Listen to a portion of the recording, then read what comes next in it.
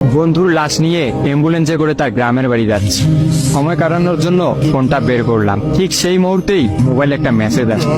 আমার সামনেই আমার প্রিয় বন্ধুটি কফিনের মধ্যে লাশ হয়ে পড়ে আছে। মেসেজ করেছে আমার সেই মৃত ফ্রেন্ডের গার্লফ্রেন্ড অবন্তী। আমি মেসেজগুলো পড়া শুরু করলাম। ফাহাদ, আমাকে মাফ করে দিও। আমি যেই বাবার চোখের দিকে তাকিয়ে কখনো কথা বলতে পারিনি, সেই বাবা যখন অসহায়ের মতো আমার সামনে দুই হাত জোড়ে কান্না শুরু করতে লাগলো, তখন সেই বাবার ভালোবাসার কাছে আমাদের ভালোবাসা হার মেনে গেল। তাই আজ 11 দিন ধরে আমি অন্য মানুষের স্ত্রী। তোমাকে কথা দিয়েছিলাম জীবনের শেষ সময় পর্যন্ত তোমার সঙ্গে থাকবো। আমার সব সময় ভয় হতো যে তুমি আমাকে কষ্ট দেবে, হয়তো আমাকে ছেড়ে অন্য কাউকে বিয়ে করবে। অথচ দেখো, আমি তোমাকে কষ্ট দিলাম, আমি তোমাকে রেখে অন্য পুরুষকে বিয়ে করে ফেললাম। জীবনটা বড়ই অদ্ভুত, তাই না? তোমার কি মনে আছে আমি তোমাকে কাঁদতে কাঁদতে বলতাম আমাকে কখনো ছেড়ে যাবে না? তো তুমি হাসতে হাসতে উত্তর দিতে, আমি তোমাকে কখনো ছেড়ে যাব না, তুমি আমাকে ছেড়ে গেলে যেতে পারো। তখন আমি অনেক রাগ করতাম, কারণ আমি তো তোমাকে পাগলের মতো ভালোবাসতাম। তুমি নেই এরকম কোনো পৃথিবী আমি কল্পনাও করতে পারতাম না।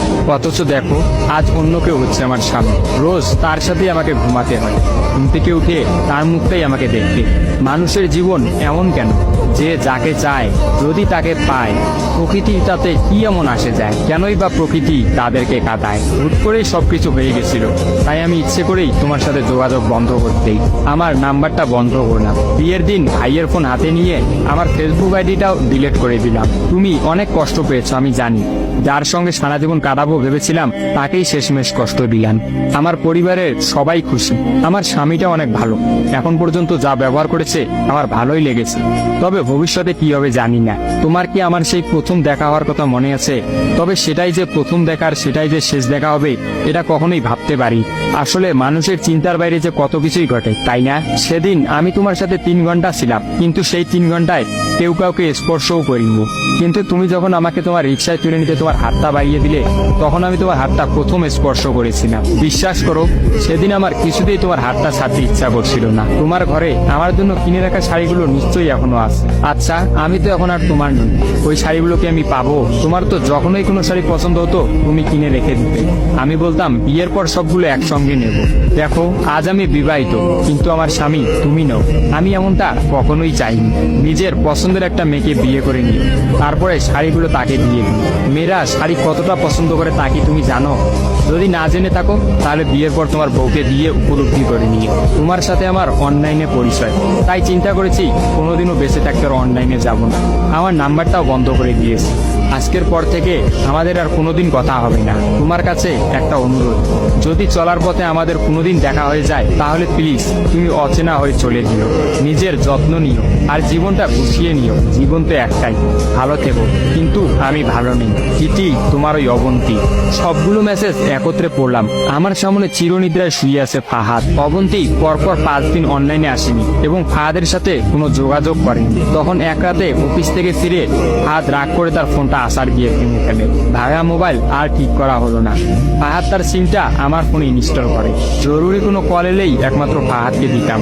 আর ফাহাদ রাগ করে বলল, যতদিন না পর্যন্ত অবন্তী আমাকে SMS করে ততদিন পর্যন্ত আমি আর নতুন ফোন কিনবো না। মোবাইল ভাঙার 2 দিন পরেই ফাহাদের প্রচন্ড জ্বর আসে। একদিনের মধ্যেই ফাহাদকে হাসপাতালের মধ্যে ভর্তি করলাম। ডাক্তার পরীক্ষা নিরীক্ষা করে বলল ফাহাদের ডেঙ্গু জ্বর হয়েছে। তবে চিন্তার কোনো কারণ নেই। ডাক্তারের কথা বিশ্বাস করেছিলাম, কিন্তু ডাক্তার তো সবকিছুর খবর জানেন না। যিনি জানেন তিনি হচ্ছেন সৃষ্টিকর্তা। ফাহাদের হয়তো এই জ্বরকেই মৃত্যুর একটা ওসিলা বানিয়েছিলেন। যেই ডাক্তার বলেছিল চিন্তার কোনো কারণ নেই, আজ সকালে সেই ডাক্তারই ফাহাদকে মৃত ঘোষণা করলো। ফাহাদের আর জানা হলো না অবন্তীর কথা। আমিও অনেক ভেবে সিদ্ধান্ত নিলাম অবন্তীকে আর ফাহাদের মৃত্যুর খবরটা জানাবো না। অবন্তী যদি আর সত্যি অনলাইনে না আসে আর সেই পুরোনো সিমটা ইউজ না করে, তাহলে সে ফাহাদের মৃত্যুর খবর কখনোই জানতে পারবে না। কি বা লাভ এই সত্য সংসার জীবন শুরু করা মেয়েটাকে কষ্ট দিয়ে? অথচ আমি ভাবলাম সে হয়তো ভাববে ফাহাদ অনেক ভালো আছে। কোনো একদিন শাড়ি পরতে গিয়ে হয়তো অবন্তী ফাহাদের কথা চিন্তা করে। সে হয়তো ভাববে ফাহাদের কিনা শাড়িগুলো হয়তো তার স্ত্রী পরে রোজ তার সামনে আসে, কিন্তু ফাহাদের সাদা কাফন পরে কবরে যাওয়ার ঘটনাটা না হয় তার অজানাই থাকে। আমি ফাহাদের নাম্বার থেকে অবন্তীর ফোনে একটা মেসেজ দিলাম, আমার জন্য ভেবো না, স্বামীর সাথে নিজেকে মানিয়ে নেওয়ার চেষ্টা করো। বিবাহ বন্ধন জীবনের সবচেয়ে বড় একটা বন্ধন। ভালো থেকো আর স্বামীকে ভালোবেসো। অবন্তী রিপ্লাই দিল, এত সহজে ক্ষমা করে দেওয়ার জন্য অনেক ধন্যবাদ, আর মেসেজ দিও না। বিদায়, চির বিদায়। আমিও মোবাইলটা পকেটে রাখলাম।